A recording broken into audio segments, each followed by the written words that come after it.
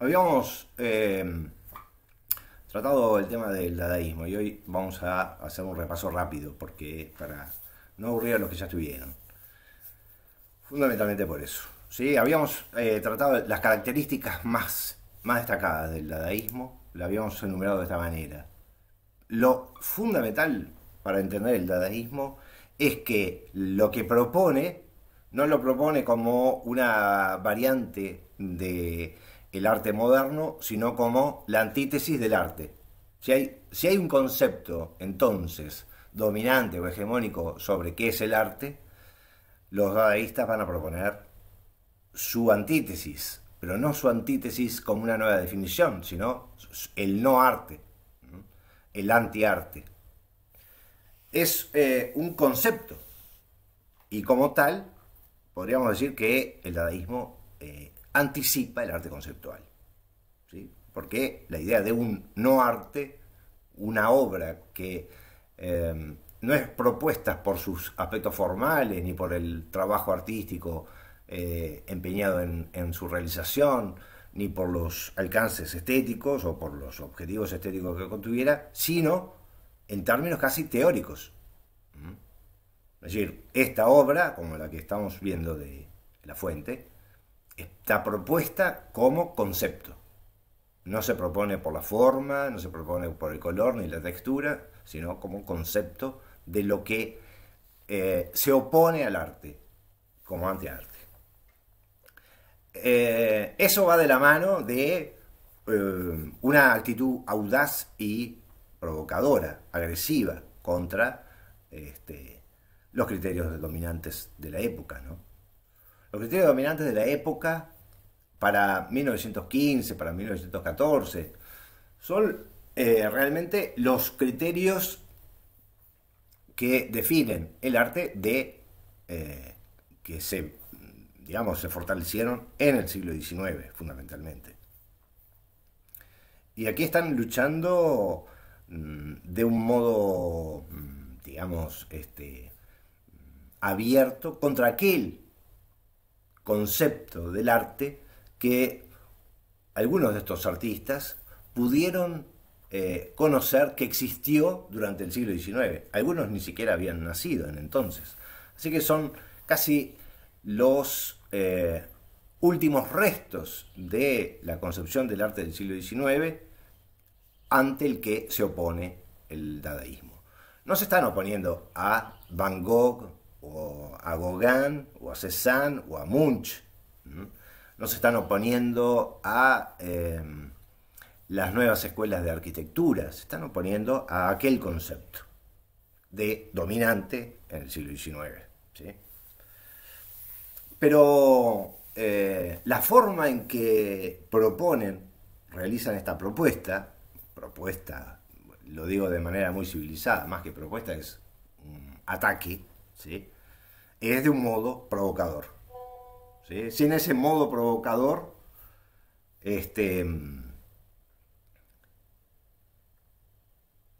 los efectos de o las consecuencias de la propuesta de un objeto antiartístico serían casi imposibles. Es decir, no tendrían la fuerza o la validez que le pretenden dar. Sin ese plus de provocación, de incomodar hasta los huesos al observador, al espectador, directamente no podríamos hablar de un fenómeno dadaísta. Hoy día, yo le pido a mis alumnos que experimenten la realización de un objeto dadaísta, el resultado, por más bueno que sea la invención, la idea, el concepto, etcétera, no tiene la potencia que tenía en 1915 o 1920, ¿no? ¿Por qué? Y porque la provocación ha dejado de existir y ha sido, asimilada por la cultura hegemónica. La provocación dadaísta, sobre todo la provocación dadaísta en las zonas de Zúrich, ¿no? En Suiza, las de Picabia y Duchamp en Nueva York, o las algunas expresiones del dadaísmo francés, son imposibles de rehabilitar en la actualidad, porque el juego de el cuestionamiento de la definición del arte quedó establecido desde entonces hasta la fecha de hoy. No así el dadaísmo alemán, que, dado el contexto en el que surge, un país, Alemania, un país que entra en una guerra internacional, junto con Austria, sin lugar a dudas, el dadaísmo alemán está cargado de un rechazo de las clases y de los sectores dominantes de la sociedad alemana. Es casi es un rechazo político y no se quedan en aquellos aspectos puramente artísticos. El dadaísmo, sobre todo en Alemania, se viste de una crítica al militarismo, a las clases más altas, a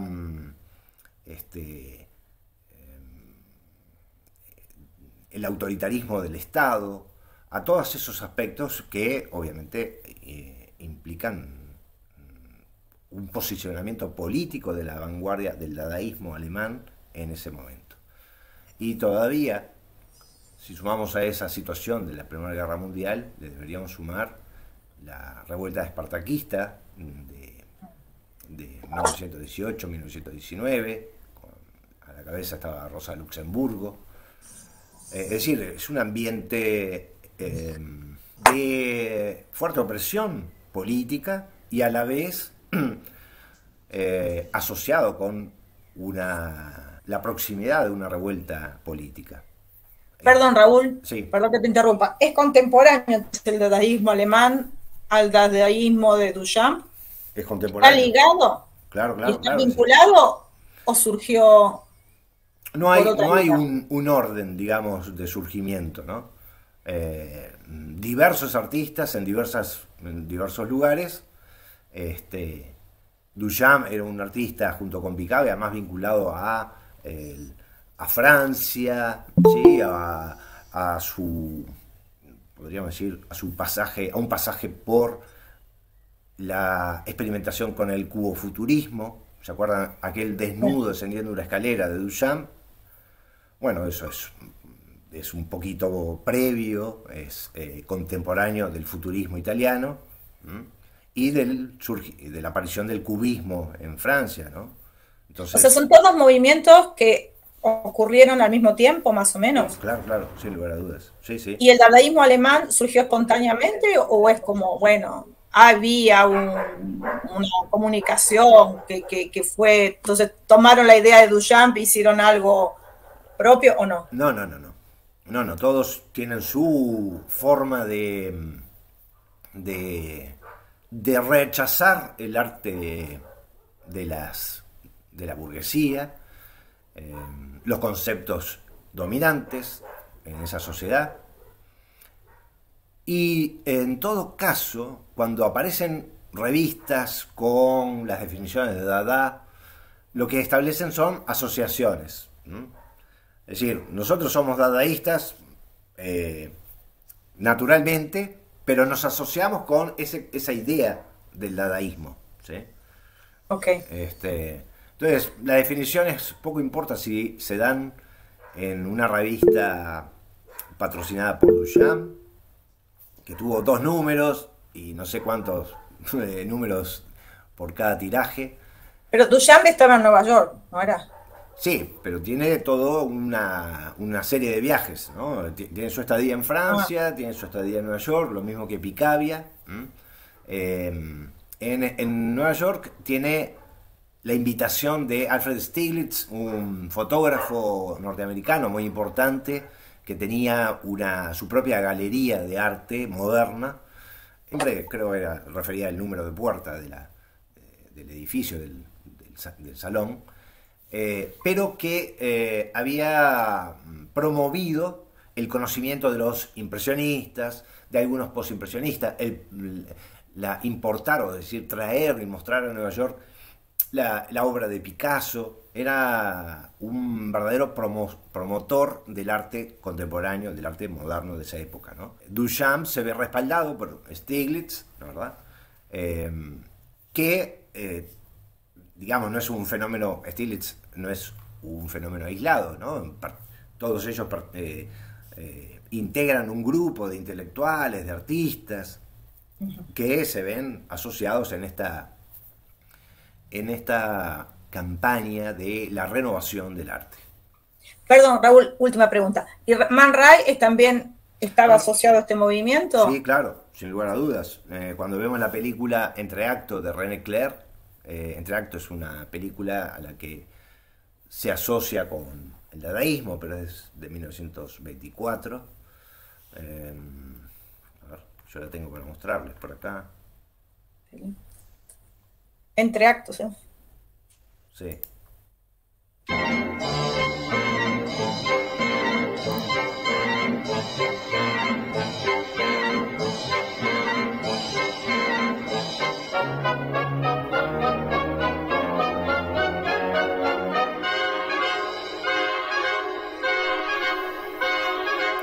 Entre Actos es una película dirigida por René Clair donde participan Duchamp, Picabia, Man Ray, Max Ernst creo que también, una cantidad de artistas de diversas partes, ¿no? O algunos, sobre todo los vinculados o que han estado en Francia, en París, ¿no? Max Ernst era un alemán que también va a hacer su peregrinación por París.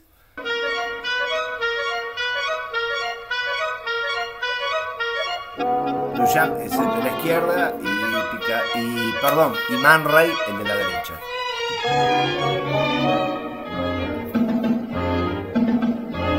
Este. Sí, es el Man Ray.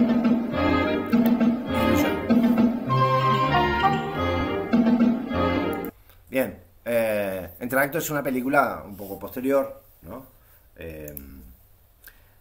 A todo esto. Y no tenemos que olvidar que el dadaísmo va a tener su propio reciclaje, su propia renovación, asociándose al surrealismo posteriormente, ¿no? A partir de 1921 ya los artistas que han pasado por el dadaísmo se integran casi de modo natural, sin transición casi, al surrealismo. De todas maneras, esta película podría asociarse también con el surrealismo, a pesar de que gran parte de los artistas que aparecen han estado asociados a el dadaísmo. Así y todo, el dadaísmo no tiene ni grandes ejemplos ni numerosos ejemplos de cine dadaísta, ¿sí? Y quizás sea la razón un poco alguna de las características que vemos en Entre Actos, esta película que acabo de mostrarles, ¿no? Nosotros no podemos construir aquí una narración de ninguna manera. Acá no nos están contando la historia de estos jugadores ni de la ciudad de París. Una cosa lleva a la otra, como podría haber llevado a cualquier otra, ¿sí? No hay una lógica, sino todo lo contrario a la lógica, a una lógica narrativa, digo. Fíjense, el agua lleva un barquito, el barquito lleva a la ciudad vista bajo una especie de torrente lluvioso. No hay una lógica detrás como la puede haber en el surrealismo, que es la lógica del inconsciente, la lógica de lo onírico, que por más que sea lo onírico, tiene su lógica. Será una asociación de ideas, pero que están enraizadas en lo inconsciente, ¿verdad? En cambio acá no, acá el azar juega un papel determinante, como jugaba un papel determinante en la poesía de Tristán Tzara, ¿no? Cuando observamos la metodología de construcción de una poesía de Tristán Tzara, nos damos cuenta el papel fundamental que tiene el azar y el papel minimizado o excluido al que se le ha dado a la lógica. Para hacer un poema dadaísta, coja un periódico, coja unas tijeras, escoja en el periódico un artículo de la longitud que cuenta darle a su poema, recorte el artículo, recorte enseguida con cuidado cada una de las palabras, agite la bolsa suavemente, ahora saque cada recorte uno tras otro, copie concienzudamente, como si eso fuera importante, en el orden en que hayan salido de la bolsa, un orden que no tiene una lógica, es decir, que no tiene un criterio ese orden, simplemente es uno después del otro, y el poema se parecerá a usted. Y es usted un escritor infinitamente original y de una sensibilidad hechizante, aunque incomprendida del vulgo. Bueno, esta descripción para hacer un poema dadaísta es excepcional, porque podríamos hablar sobre todo lo que dice aquí Tristán Tzara de un modo muy acertado respecto a, y muy honesto de Tristán Tzara respecto a el dadaísmo, ¿sí? Fíjense la situación o la relación que establece entre el dadaísmo y lo popular, ¿sí? Hay una incomprensión de lo popular hacia el dadaísmo. Aparte de que, sin lugar a dudas, se está burlando o autoburlando de sí mismo y de lo excepcional de la obra creada. No tiene, por más que copie concienzudamente en el orden que no tiene la salida de las palabras que ha recortado de esa bolsa, ¿sí? Poco importa el orden y poco importa que lo copie concienzudamente. Lo que sí, en este sentido, hay como una ironía sobre la acción artística, la producción artística del poema. Como hay una ironía, ¿sí?, también, sin lugar a dudas, en el Orinal de Duchamp, como hay una ironía en las presentaciones artísticas que se hacen en el Cabaret Voltaire, en Zúrich, ¿no? La idea de la ironía o de una especie de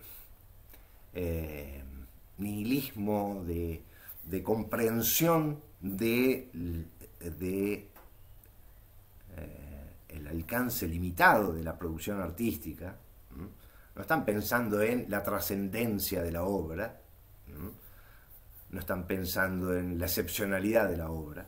Entonces no sería no es un movimiento de vanguardia como los otros, como el Yo creo que es el mejor movimiento de vanguardia de todos, ¿sí? Pero si no crean nada, es solo están destruyendo, crear no crean nada. Bueno, es todo una burla. No, o sea, lo que tenemos que entender es que el dadaísmo, ¿sí?, es la revolución, es entre las vanguardias la revolución misma, ¿sí?, frente al concepto dominante de arte, ¿sí? Un desnudo pintado por Picasso, ¿sí?, en su cubismo analítico, no llega a comprometer el concepto de arte dominante, ¿sí? A ver si me entienden. De la misma manera que no lo hace la abstracción, ¿sí? El único que lo hace de un modo contundente y absoluto es el dadaísmo, sobre todo en estas propuestas más conceptuales de las obras. Pero no es una propuesta, es solamente una manifestación, digamos. Depende. Bueno, yo diría que en ese caso deberíamos decir que el arte conceptual no es arte. Y ahí entraríamos en un problema, ¿sí?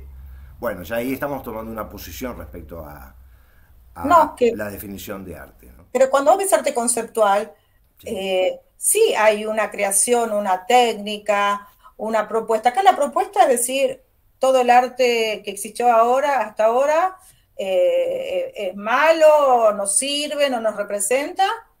pero hasta lo que yo estoy viendo no veo ninguna propuesta, no veo una obra artística. Pero es que la propuesta es la destrucción del concepto de arte dominante.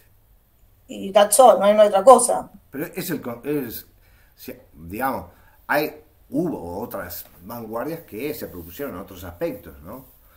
Ahora, en el mundo del arte, ese aspecto es casi el objetivo número uno, ¿no? Si podrían escrito un manifiesto, no sé, no lo estoy entendiendo, pero... No, es que un manifiesto es simplemente una pretensión. Una obra antiartística ya no es una pretensión, pero es una obra. Sí, es la bomba detonada, digamos. ¿Sí? Pero no veo la obra, ese es el punto. Porque por lo que estoy entendiendo, todo es en un tono irónico. Lo que no ves la obra en el arte conceptual es lógico, porque es arte conceptual. Pero yo ahí lo veo en el arte conceptual, porque propone un concepto. Acá, ¿cuál es el concepto? El arte era una porquería. Chao, listo, se acabó. El arte es una porquería, o quizás ni siquiera, porque eso ya sería un criterio estético.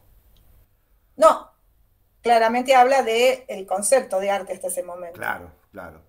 De la concepción del arte. Sí. Pero no digo, me refiero a que no trae una propuesta, o sea, no me trae una obra artística.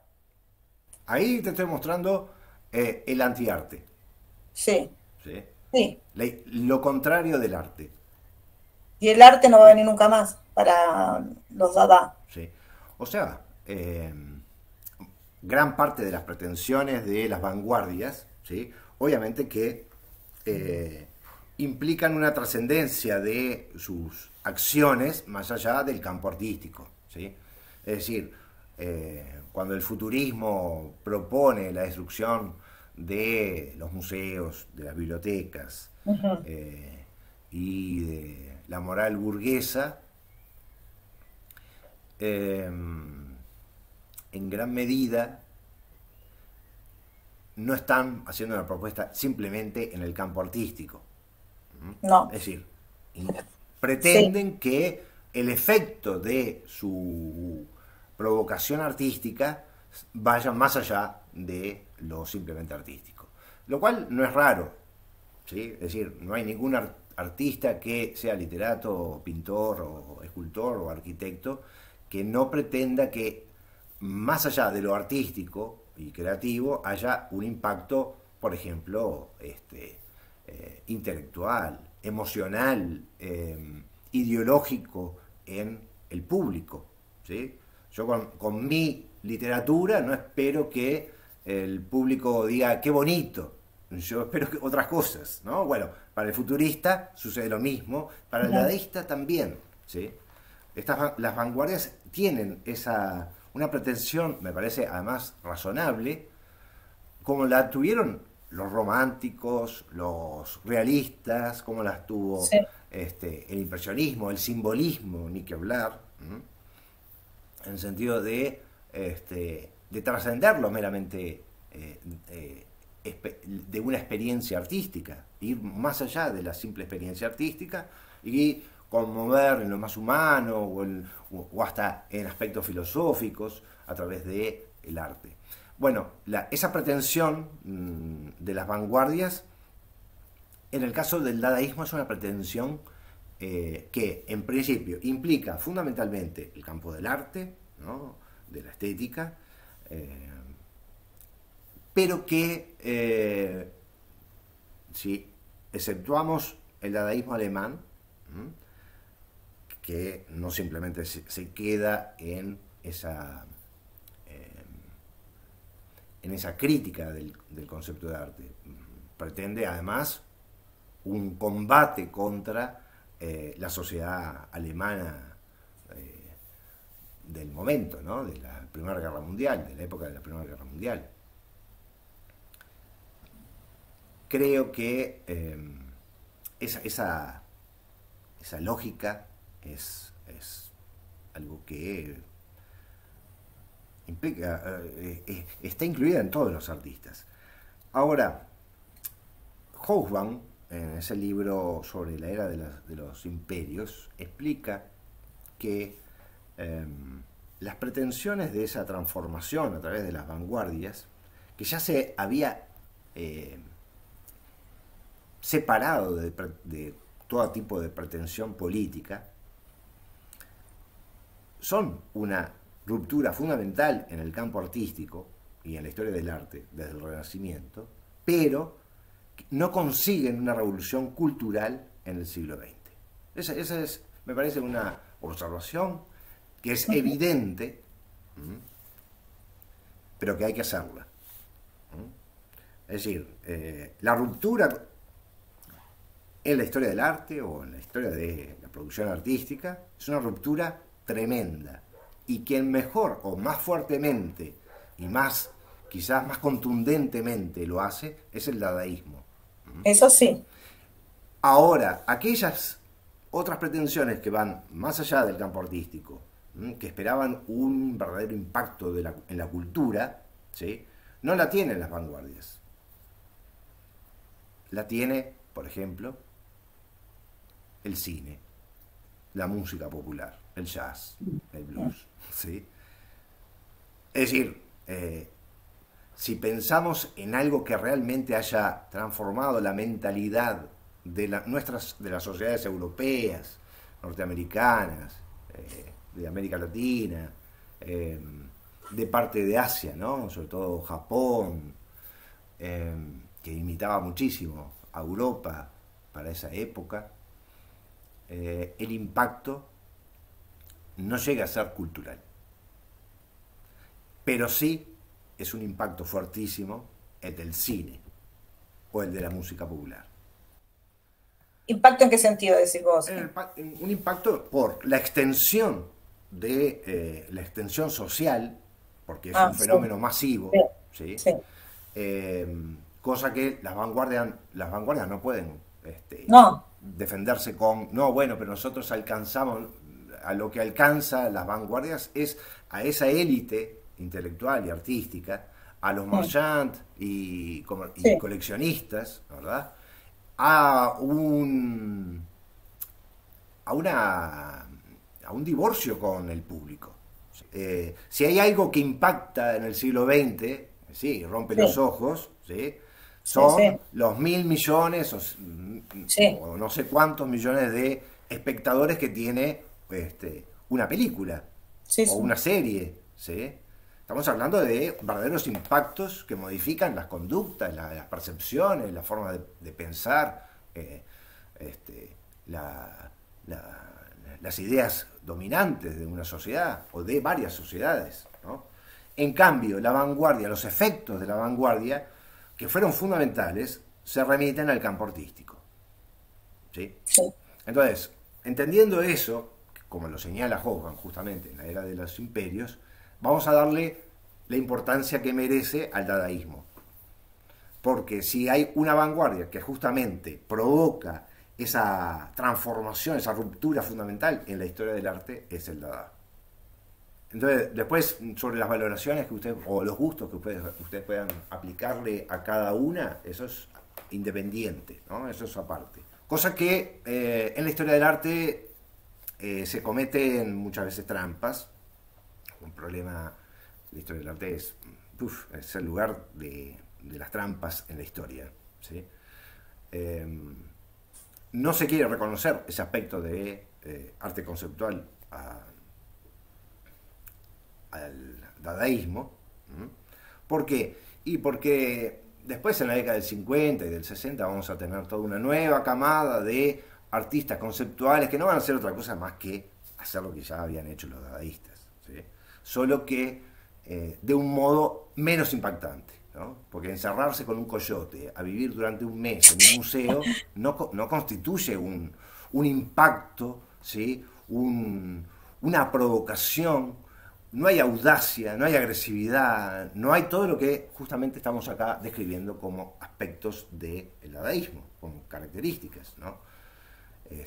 No hay una protesta. ¿Y Andy Warhol no hizo una cosa medio que tiene que ver con esto? ¿Con el arte conceptual? Con el dadaísmo. Con el dadaísmo. Digamos que lo podemos conectar a Andy Warhol con Duchamp, con un New Dada, es otra trampa de la historia del arte, New Dada. New Dada no existe. ¿Sí? Claro, eso ya fue. Claro, es decir, fueron la vanguardia, se terminaron, ¿sí? Inventarte un New Dada, ¿sabes? Lo que significa es que estás inventando una vanguardia donde no la hay, ¿m? Para darle una categoría, podríamos decir, de relevancia histórica a algo que ya no lo tiene. De ahí que, bueno, cuando uno lee el libro de Danto, de Arthur Danto, sobre después del fin del arte, uno se da cuenta que ese libro está lleno de trampas, ¿sí? De estas trampas que hablo, ¿no? El New Dada, la fuerza del arte conceptual, etcétera. Eso es un fenómeno de las vanguardias, ¿sí? Después, todo lo que vino después, la década del 50, fundamentalmente estoy hablando, por más que Greenberg y Danto le quieran dar color, no es más que los estertores o el eco, la reverberación de las vanguardias. Incluso hoy, el arte moderno, el arte que llamamos contemporáneo, es reverberación, ¿sí? Son como esas ondas que se van expandiendo, pero que cada vez tienen menos nitidez esas ondas, ¿sí? Que llegan hasta nuestros días. No, porque esto ya lo asimilamos. O sea, es verdad que es un antes y un después del dadaísmo. No te creas. Es decir, no? Es un antes y un después en el mundo del arte. El Sí, público sí, sigue sí. ajeno al tema. Ah, sí, sí, sí, sí, sí, sí. Si hoy en día vos decís, bueno, voy a poner un orinal como arte conceptual, la gente, como con la banana, todavía la gente, es decir, el público masivo, va a decir, Sí, sí. otra vez el arte que no es arte, no Sí. debería seguirse provocando esto. Bueno, en realidad ya no tiene fuerza, ¿sí? Claro. El fenómeno de la banana pegada con cinta pato, ¿sí? No es un problema del objeto artístico, es un problema de la falta de potencia en ese acto provocador. ¿Sí? ¿Sí? Al no tener potencia, no es lo mismo la banana pegada con cinta pato en la actualidad, ¿sí? Que el orinal en una exposición del arte en Nueva York. Ahí ya estamos hablando de de dos, de dos situaciones totalmente distintas. La de Duchamp es una bomba explotada en la cara de alguien, ¿sí? La banana pegada con cinta pato, bueno, Ya vimos un no montón es de nada, locura. no es nada, ¿sí? Eso no quiere decir que yo esté en contra o a favor, a mí no me importa, a mí lo que me interesa es comprender la dimensión que tiene, en este caso, el dadaísmo, ¿sí? Y la poca trascendencia y dimensión que puede tener una banana pegada con cinta pato, ¿sí? Pero es algo que caracteriza al arte de las vanguardias y al arte del siglo XX, ¿sí? Y es que su impacto cultural es limitado. Sobre todo si comparamos el arte de las vanguardias o de las posvanguardias, de lo que vino después, con el efecto cultural que tiene el cine o la música popular o la historieta, el cómic, cualquier otra cosa, ¿sí? Ya ahí estamos hablando de un impacto cultural que marca, ¿sí? Modificaciones en las conductas, en las formas de entender el mundo de sociedades de todo país, de todos los países a los que ha llegado el cine o la música popular o la historieta. Entonces, ahí vamos delimitando esas cuestiones. Fíjense lo que decía Hans Art o Jan Art sobre el movimiento Dada. La burguesía consideraba al dadaísta como un monstruo disoluto, un villano revolucionario, un bárbaro asiático que hacía escaladas contra sus llamadores, sus cajas de caudales, sus listas honoríficas. El dadaísta tramaba triquiñuelas para robarle el sueño a la burguesía. El dadaísta daba al burgués una sensación de confusión y un distante pero poderoso retumbo, de modo que sonaban los timbres de sus puertas, fruncían el entrecejo las cajas de caudales y sus listas honoríficas estallaban y se manchaban. Eso es de una publicación, La botella umbilical, que a ver si es... no, esto es otra cosa. Pensé que estaba Kansar, la publicación. Esto es de Janart, ¿sí? El ¿era movimiento. alemán? No. Janart era ¿Era del dadaísmo alemán o del otro? de la frontera franco-alemana. Janart se va a dedicar más a un arte abstracto, ¿sí? Con formas recortadas que nos recuerdan un poco algunas composiciones de Matisse, con papel y glacé, que él recortaba. La cita la traigo por lo siguiente de Jean Arp. Eh, Fíjense cuál es el concepto, la idea que tienen los dadaístas de su relación con la burguesía, ¿no? Sí, Es decir, es una relación de lucha, ¿sí? Es una relación o es una posición de confrontación, la del dadaísta respecto a la burguesía, como del burgués hacia el dadaísta, ¿sí? En un intento por darle una mayor proyección a los efectos del dadaísmo. ¿Mm? Eh, Obviamente ya hemos hablado de que esos efectos los podríamos valorar especialmente en el mundo del arte, del campo, de la producción artística. Ya podríamos poner un poco entre comillas los alcances en a un nivel más cultural o social, ¿no? De un claro, amplio claro. espectro.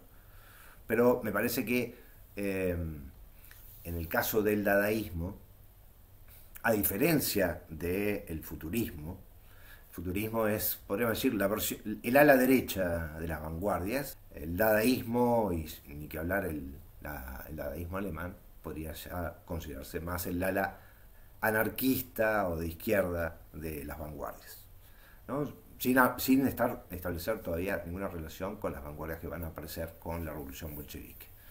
Hay un aspecto que maneja Hobsbawm que es muy interesante, y es el de que estas vanguardias expresan, cada una de ellas, pero sobre todo el dadaísmo, de una manera, el cubismo también, una internacionalización del arte, ¿sí?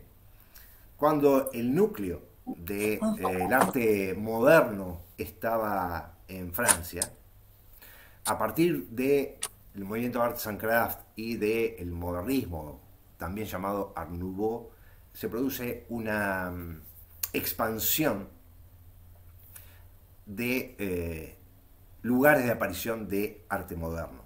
En este caso, estamos hablando no del dadaísmo, estoy hablando del Art Nouveau, el modernismo, que surge, por ejemplo, en España. Ya conocen ustedes el modernismo de Gaudí, por ejemplo, aparece en Francia, aparece en la Inglaterra industrial, ¿sí? Aparece en Italia, aparece en Austria y en Alemania, en los Países Bajos, ¿sí? Cada uno además con su propio nombre, ¿no? Modernismo, Art Nouveau, Liberty, sucesión vienesa, cada uno con su nombre. Es decir, es un fenómeno que no está restringido solamente a el mundo del mercado francés, sino que se expande a otras ciudades y metrópolis.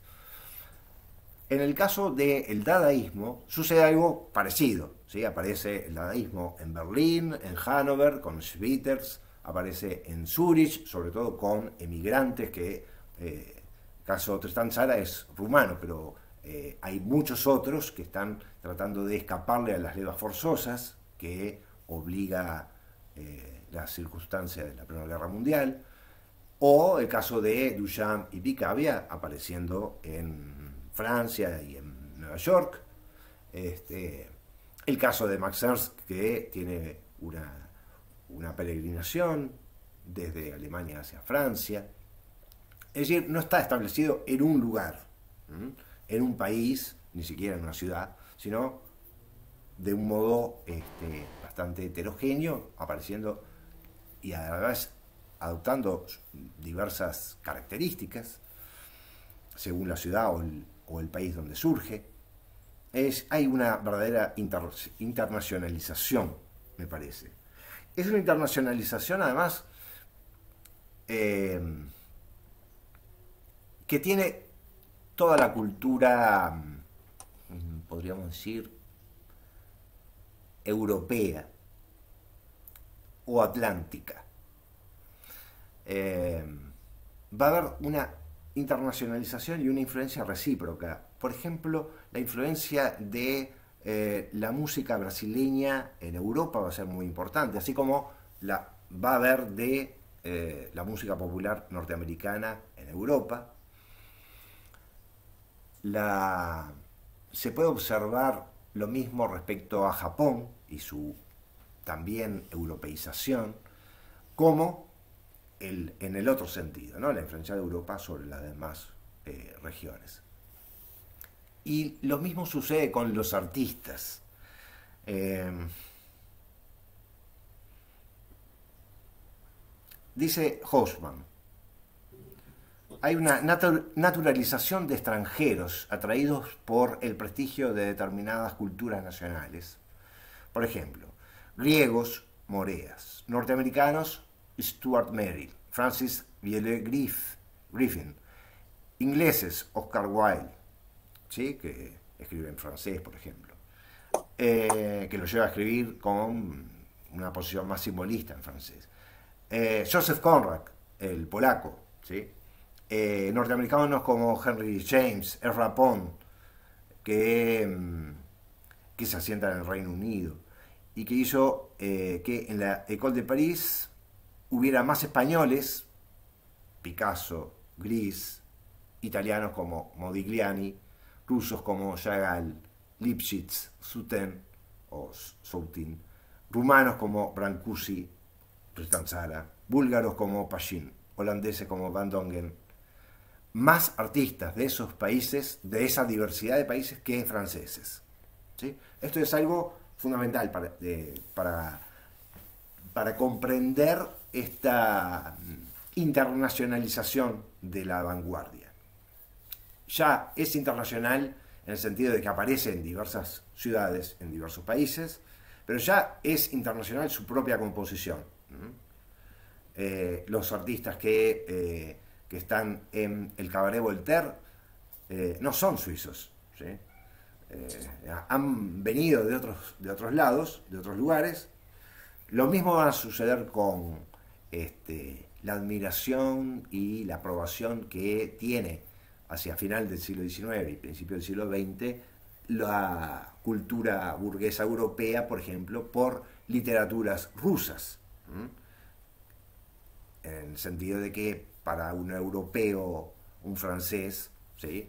Un ruso no es un europeo, sino que es del más allá, digamos, ¿no? Rusos, o incluso para un francés la lectura o la puesta en escena de Ibsen u otros autores nórdicos, ¿sí? Ya también es casi como una especie de actitud exótica, ¿no? De actitud ya de una apertura.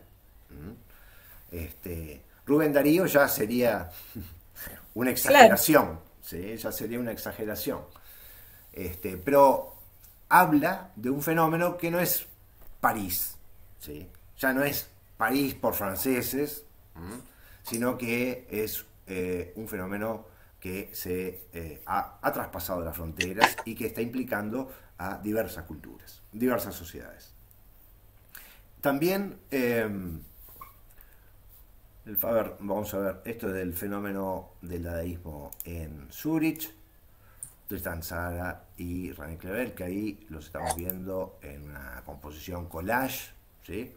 Una de las características que aporta el dadaísmo es no respetar una jerarquía de técnicas, y en lo posible salirse de las técnicas tradicionales, ¿sí? Aparte de eso, también podemos ver el dadaísmo de Nueva York, en este caso con esta publicación de Blindman. Es una publicación que llevaba adelante Duchamp, de Blindman, y acá vemos esas construcciones de máquinas inútiles que presenta Duchamp que también presentan Picabia, pero en este caso va a ser parte de la composición de el gran vidrio de Duchamp. Aquí no lo tengo para mostrarle, pero el gran vidrio es la doncella, ¿cómo es la obra? La doncella y sus pretendientes, que bueno, dentro de la parte inferior del vidrio presenta un mecanismo parecido al molinillo de café, como el que estamos viendo en este momento en la tapa de esta revista. O bueno, esta otra que es la presentación de Richard Muth, el firmante de la obra de La Fuente. Duchamp con la obra un poquito más anterior, que está ya de 1913, la bicicleta, la rueda de bicicleta. Que, bueno, justamente la obra, esta obra, la rueda de bicicleta, contribuye en esa idea de poner en jaque, en términos duchampianos, porque a él le gustaba el ajedrez, poner en jaque la categoría del arte. No es que Duchamp se dedica a los ready-made, a los objets trouvés, a los objetos encontrados por incapacidad técnica. Recuerden que él viene del impresionismo y de la adopción del cubofuturismo, con una obra, El desnudo descendiendo la escalera, que había tenido su impacto, su fuerza, es decir, su repercusión a nivel del campo artístico y de la crítica. Aquí Duchamp hace esas, podríamos decir, cambios de estrategia, ¿sí? Salirse de esa tradición de la pintura de caballete, de la pintura sobre una superficie, para experimentar con objetos encontrados, extraerlos del contexto, quitarles toda funcionalidad, observar esos objetos casi de un modo extraño, por la inutilidad, pero fundamentalmente por una especie de provocación que encierra en la presentación de estos objetos como antiarte. También hablamos en la clase pasada de la baronesa Elsa von Freytag, ¿sí? ¿Se acuerdan que estuvo involucrada, o si no es que protagonizó podríamos decir, la elección de la obra de La Fuente, el orinal de Duchamp, pero que combinaba perfectamente con las posiciones. Era una baronesa sumamente conservadora y aristócrata, la baronesa Elsa von Freytag, ¿sí? Que tenía la facilidad de disfrazarse de cualquier cosa y tener su público, ¿no? Aristocrático, y combinar perfectamente con estas cosas dadaístas de Duchamp o de Picabia. Esta es una obra de Picabia sobre la ironía del progreso mecánico, máquinas que no sirven para nada. Este es un retrato de Stieglitz, Alfred Stieglitz, retratado por Picabia, usando como parte de ese retrato una máquina fotográfica, ¿sí? De esa camada de artistas norteamericanos Raúl, ¿lo puedes poner más al medio? Yo no los veo. A ver. Esta es la de Picabia. Ya me pasó, esa la vi la semana pasada, sí. Gracias. Esta es la de Arthur Cravan, un poeta boxeador, que entre sus actos dadaístas estuvo el de desafiar al campeón peso pesado Jack Johnson, norteamericano, y caer knockout en el primer round, ¿sí? Y desaparecer en una travesía en un bote a remo intentando cruzar el Golfo de México. Bueno, esas cosas que suceden solo a un dadaísta, ¿sí? O Berlín, un fenómeno importantísimo. ¿Se acuerdan que cuando vimos el futurismo, vimos que el futurismo también había realizado su propia exposición futurista asociada a a una exposición de la sociedad fascista italiana de la época.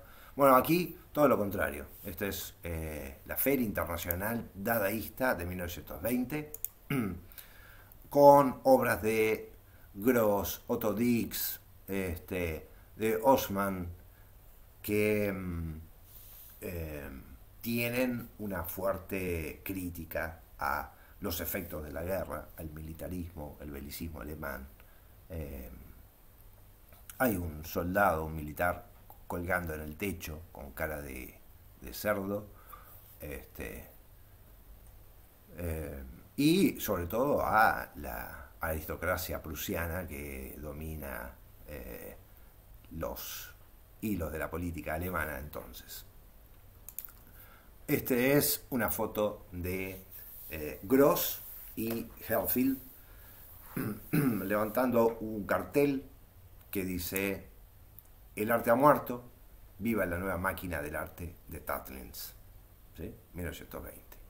La máquina de arte de Tatlin es la torre inclinada de la Tercera Internacional. Después, aspectos del dadaísmo alemán, ¿sí? Aquí ya no estamos burlándonos del concepto de arte. Acá estamos dándole con John Herfield una bofetada al gobierno alemán y a la sociedad alemana, ¿no? Criticando la devastación que produce la Primera Guerra Mundial. Lo mismo ante el ascenso del nazismo. Los dadaístas alemanes van a observar con total espanto el ascenso progresivo y de apoyo masivo que tiene el nazismo en todo el centro de Europa, ¿no? Desde Alemania, Austria, Checoslovaquia, etc. De Haussmann, Raoul Haussmann, de 1919, también un dadaísta berlinés.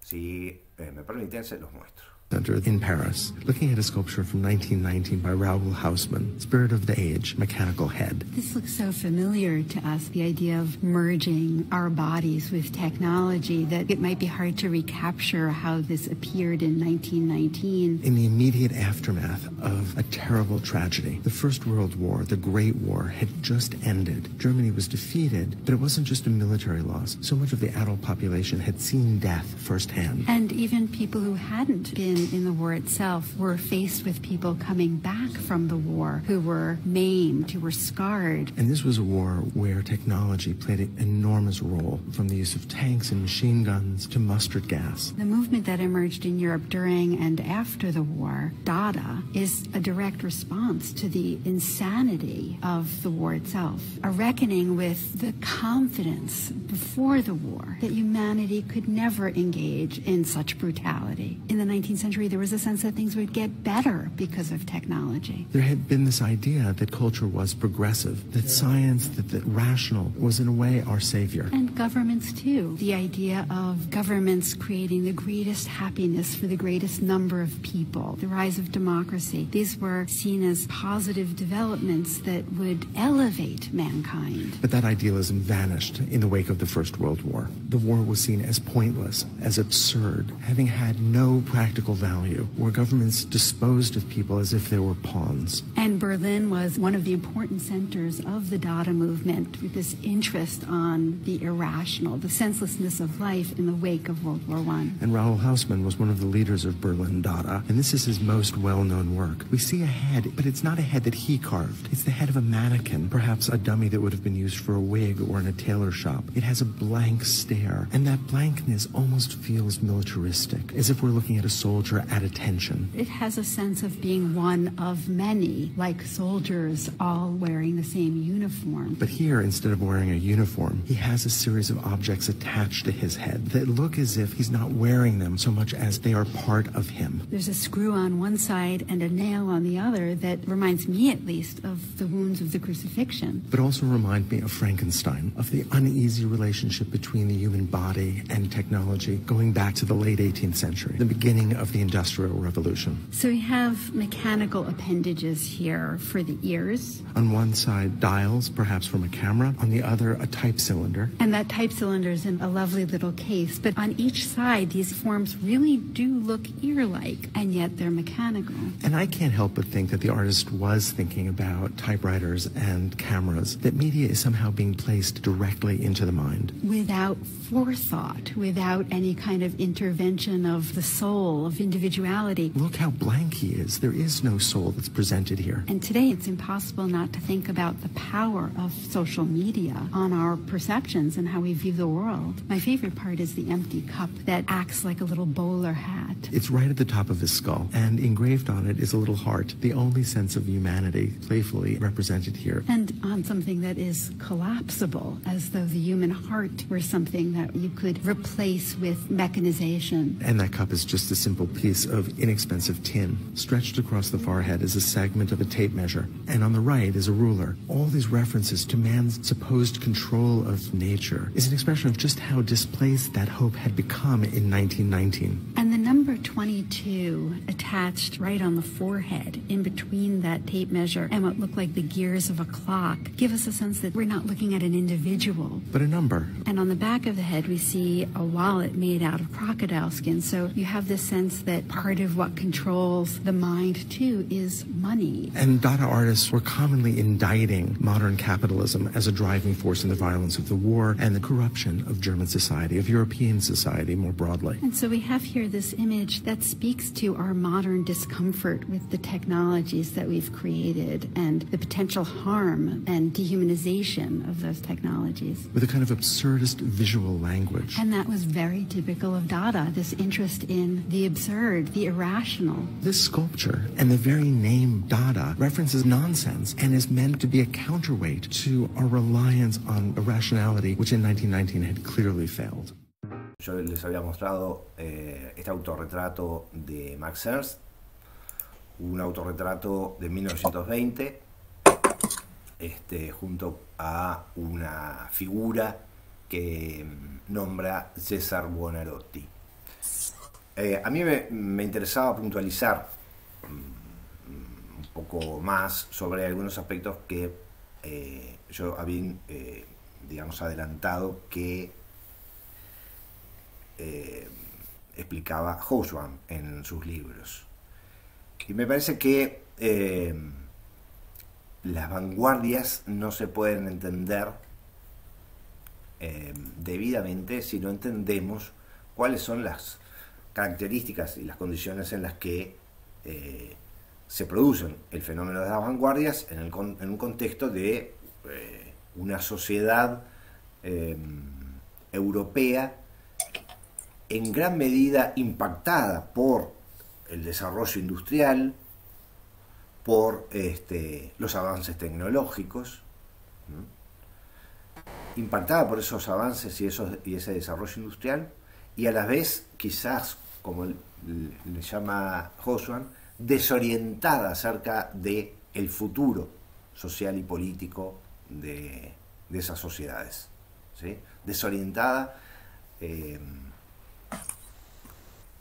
en términos generales, es decir, sin una proyección muy distinta a la Europa de las revoluciones del 48 o del 70, de 1848 y de 1870, que si recordamos el Manifiesto Comunista, ¿sí?, nos damos cuenta de que entonces las proyecciones de un futuro, así como desde la literatura de los socialistas utópicos, era una proyección de una nueva sociedad. Bueno, cuando llegamos a esta transición del 900, entre el final del siglo XIX y el principio del siglo XX, Hobsbawm describe la situación de la sociedad como la de una sociedad desorientada sobre los procesos futuros. Poco tiempo después, en 1914, una guerra mundial, la Gran Guerra, como le van a llamar, ¿sí?, que va a costar millones de vidas humanas, ¿no? El público en este momento, en este momento de la aparición de las vanguardias, está alejado por completo de la seriedad con las que se presentan los manifiestos y las pretensiones de los vanguardistas, de los artistas vanguardistas, ¿sí? Como ya les había indicado, a pesar de el aumento y de la democratización de la enseñanza, del ascenso de las capas medias, de la burguesía, de la clase media de la burguesía, que observan una necesidad de entrar en contacto con las artes y con la cultura, y a pesar de eso se ven distantes de los fenómenos de la vanguardia. Quizás esas clases medias, o incluso algunos sectores de la clase trabajadora, interesados por el arte y la cultura a partir del acceso a la educación, puedan, digamos, entablar una relación mucho más clara con la tradición clásica, con la tradición del arte clásico, con la cultura que pueden observar en los museos o la tradición que se guarda en las bibliotecas, ¿sí? Y ya aparece, cuando surgen las vanguardias, una disociación entre ambos sectores, entre esta producción de las élites artísticas e intelectuales y esos sectores sociales. Dice Hobsbawm que para las primeras décadas del siglo XX, marca lo siguiente que me parece muy interesante: para las primeras décadas del siglo XX, las nuevas generaciones de artistas ya no tienen en su repertorio y en su memoria, ¿sí?, las grandes obras de la tradición clásica. Para 1920, recordar el Laoconte ya sería casi de un recuerdo demasiado fuera de época. Las obras clásicas no están en el repertorio de estas nuevas generaciones del siglo XX. Como no lo están en la actualidad tampoco, ¿no? ¿Verdad? Si hoy en día les preguntamos a los jóvenes alguna referencia al arte clásico, no la van a tener, ¿sí? Pueden tenerlo de algunos objetos concretos, ¿sí? El David de Miguel Ángel, la Venus de Milo, cosas muy especiales, muy salteadas, accidentales, pero aquel repertorio que contenía toda persona más o menos formada o que había recibido una enseñanza de obras clásicas, ¿sí?, se ha perdido. Entonces, cuando los grandes públicos quieren acceder a el arte y la cultura, a la cultura artística, ¿no?, obviamente, no van a llegar al consumo de las vanguardias, van a llegar al consumo de los productos más que se pueden encontrar en la publicidad, en la moda, en el cine, en la música. Y entonces ese acceso satisface, deja bastante contentos a esos sectores que están accediendo al arte, pero no acceden al fenómeno de las vanguardias, ¿no? Eso es algo que tenemos que tener bien claro. Las vanguardias no tienen una repercusión social, aunque sí la tengan a nivel del campo artístico. Otra cosa más, dice Hobsbawm: no hay que exagerar la divergencia entre el público y los artistas creativos en la cultura alta o burguesa de este periodo. En muchos aspectos se mantuvo un consenso entre, las propuestas artísticas que se mostraban, ¿sí?, y la aceptación del público. Podríamos citar para ese caso el, eh, la aparición de la música de Strauss, de las óperas, del fenómeno de la ópera, ¿sí? Que tienen un contacto con el público muy fuerte, y que nos habla justamente de esa posibilidad de cercanía, no así con las vanguardias. Hay un fenómeno también interesantísimo, además de la internacionalización de artistas y de zonas de surgimiento del arte, y es un crecimiento importantísimo de la producción artística. Este fenómeno lo tenemos que tener muy en cuenta cuando observemos la producción artística del siglo XX. Solamente en Alemania el número de teatros entre 1870 y 1896, es decir, en el último cuarto o tercio del siglo XIX, solamente en Alemania pasó de 200 teatros a 600 teatros. Se triplicó la cantidad de teatros en 30 años. En esos últimos 30 años del siglo XIX, la cantidad de teatros en Alemania se triplican. Ese número nos lo aporta Hobsbawm para explicarnos o describirnos un crecimiento de actores, de protagonistas de la producción artística. Es decir, no solamente la cantidad de teatros no nos habla solamente de la cantidad de público, también nos habla de la cantidad de productores de arte, ¿no?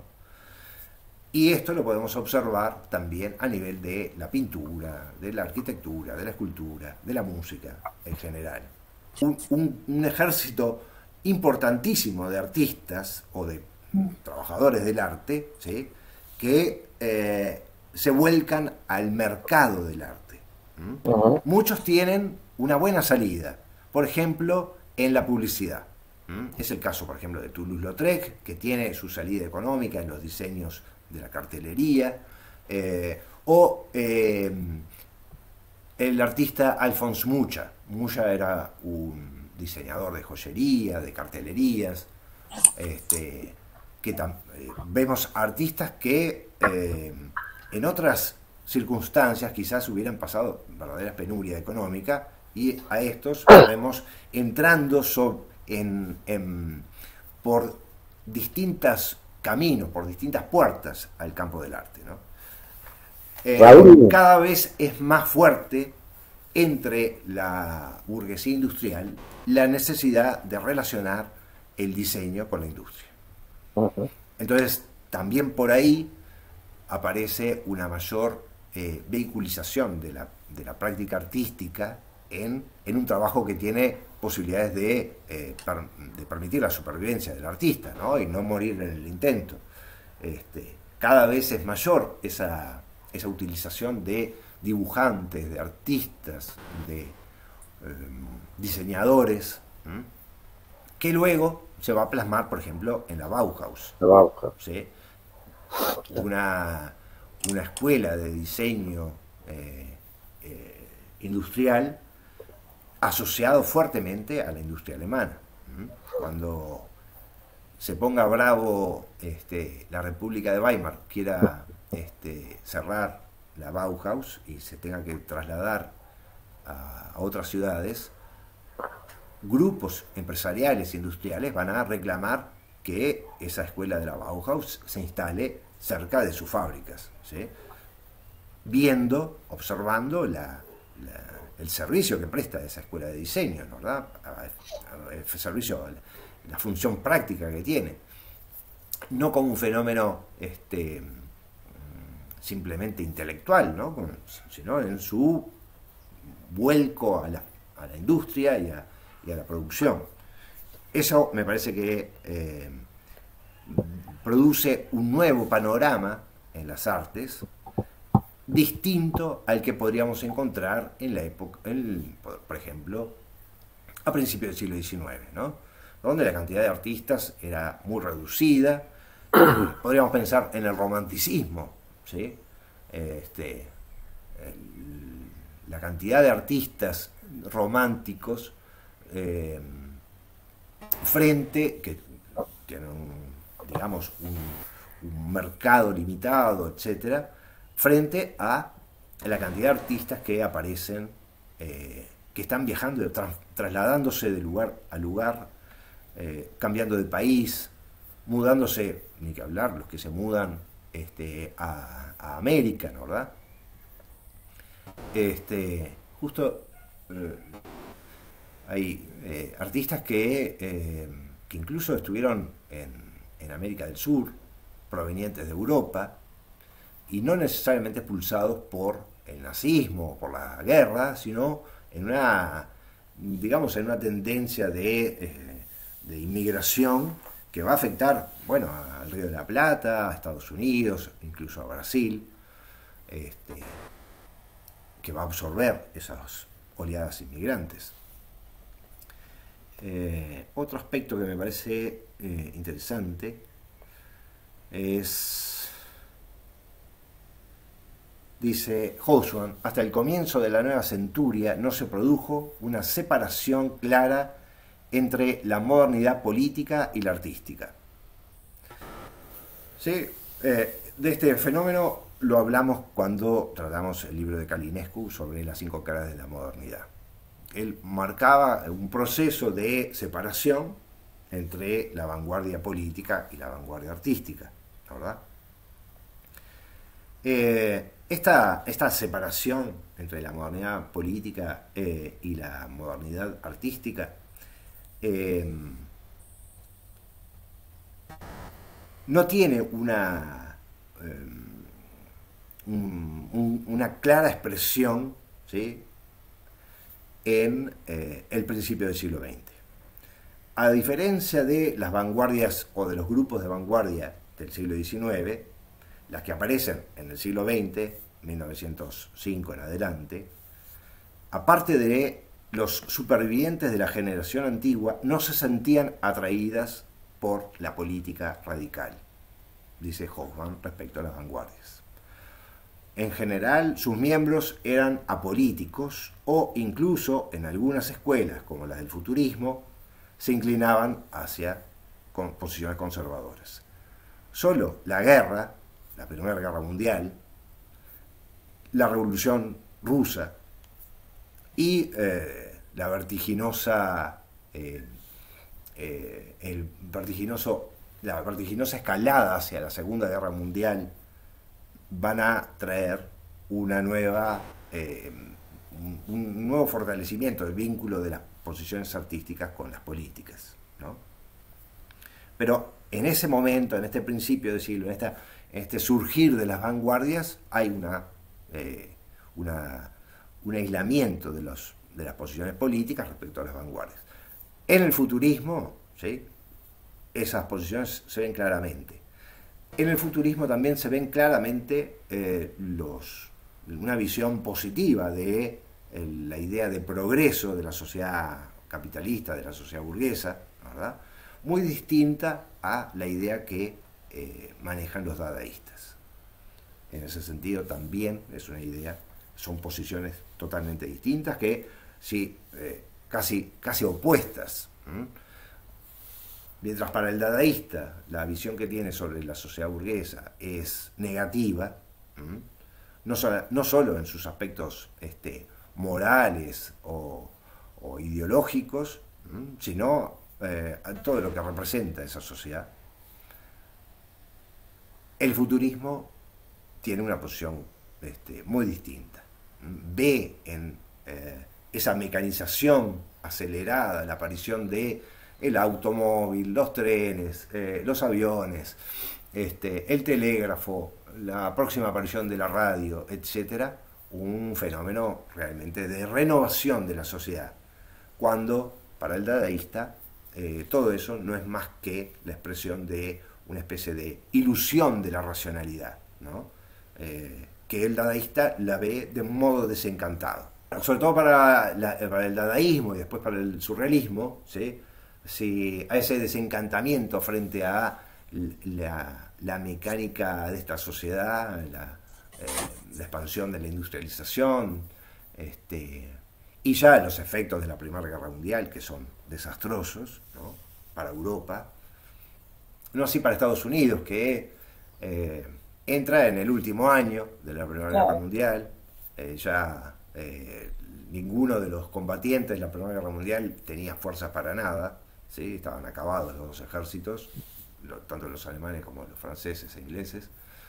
Es decir, para Estados Unidos no fue ningún problema, no tuvo consecuencias en la cultura norteamericana, ¿no, verdad?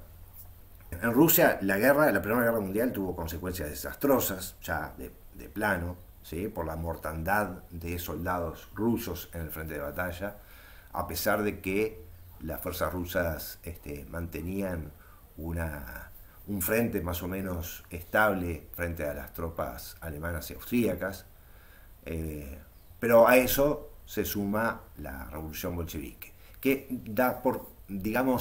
quizás impulsa en gran medida las posiciones políticas de estos vanguardistas previos a la revolución. Lo que sí, recordemos que cuando se produce el fenómeno del dadaísmo, quedémonos con esta impresión. Cuando se produce este fenómeno del dadaísmo, quizás el impacto más significativo que producen las vanguardias en el mundo del arte surge una película como El nacimiento de una nación. ¿Sí? El nacimiento de una nación es la película de mayor impacto de público y es una película de 1915. Es decir, en el mismísimo inicio del dadaísmo está sucediendo este fenómeno de arte masivo, de cultura de amplios sectores, como es el del cine, ¿verdad? Y yo pongo la conexión porque es la película más taquillera del cine mudo, El nacimiento de una nación, a pesar del discurso racista y terrible que tiene la película, ¿no? Más allá de ese discurso, es la película más taquillera de la historia del cine mudo, pero sirve muchísimo para entender que este fenómeno de la vanguardia se produce en un sector social, ¿sí? Involucra a una élite artística e intelectual, mientras hay grandes sectores de la sociedad, ¿sí? Mucho más interesados en el cine o en la música, y no en las vanguardias.